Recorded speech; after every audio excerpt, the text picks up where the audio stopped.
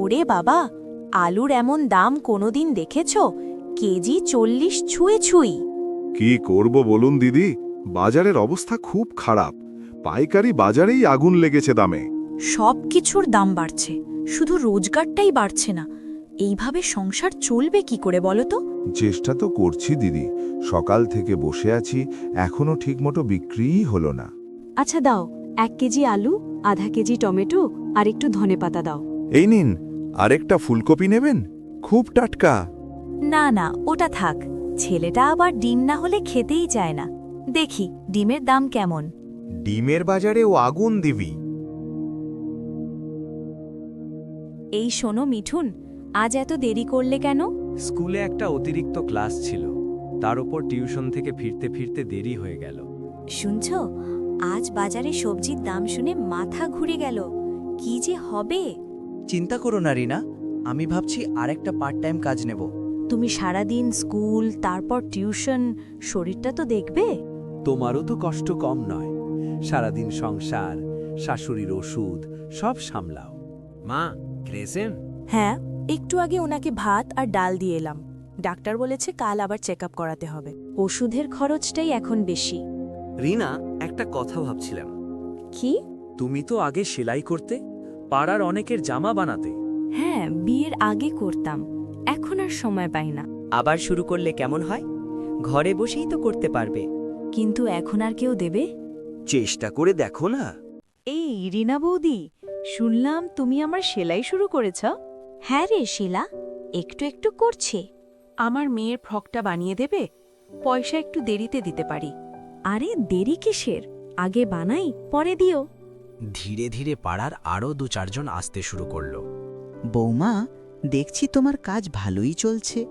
ওই আর কি মা, একটু সময় কাটে। তোমার শ্বশুর মশাই থাকলে খুব খুশি হতেন। তিনি সবসময় চাইতেন তুমি নিজের পায়ে দাঁড়াও। মা, একটা ভাবছি, পাড়ার গরিব মেয়েগুলোকে যদি একটু সেলাই শেখাই। খুব ভালো কথা তো, শেখালে ওরাও কিছু রোজগার করতে পারবে। কয়েক মাস পর এই রিনা দিদি, আজ 3টে অর্ডার এসেছে। সত্যি? এতগুলো? হ্যাঁ, পাশের গ্রাম থেকেও লোক এসেছে। কি ব্যাপার, আজ তো বাড়ি একদম কারখানার মতো লাগছে। হ্যাঁ, তোমার বউ এখন ছোটখাটো উদ্যোক্তা। কি বলছো?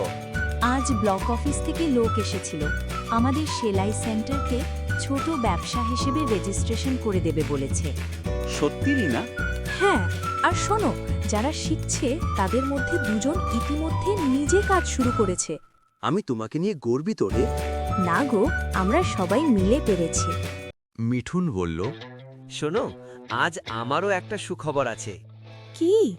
আমার অস্থায়ী চাকরিটা আজ স্থায়ী হয়েছে, আর একটু বেতনও বেড়েছে। সত্যি? হ্যাঁ, এতদিনের পরিশ্রমের ফল পেলাম। তাহলে তো আজ মিষ্টি আনতেই হয়। হ্যাঁ, এনেছি, আজ সবাই মিলে খাওয়া হবে। দেখেছ, পরিশ্রম কখনো বিফলে যায় না। রিনা হাসতে হাসতে বলল, আমরা কষ্টে ছিলাম, কিন্তু স্বপ্ন ছাড়িনি। মিঠুন বলল, এবার থেকে যে মেয়েগুলো টাকা দিতে পারবে না, তাদের বিনা পয়সায় সেলাই শেখাবে, কেমন? হ্যাঁ অবশ্যই, আমরা যদি একটু আলো পাই, অন্যদেরও তো আলো দিতে পারি। ছোট্ট ঘরে কয়েকজন মেয়ে সেলাই মেশিনে কাজ করছে, রিনা বোঝাচ্ছে। এইভাবে কাটবে, তারপর সেলাই করবে। মিঠুন পাশে দাঁড়িয়ে আছে, মা পাশে দাঁড়িয়ে আশীর্বাদ করছেন। কষ্ট থাকবেই, কিন্তু যদি পরিবার একসাথে থাকে আর স্বপ্নটাকে বাঁচিয়ে রাখা যায়, তাহলে অন্ধকার ভেদ করে আলো একদিন আসবেই।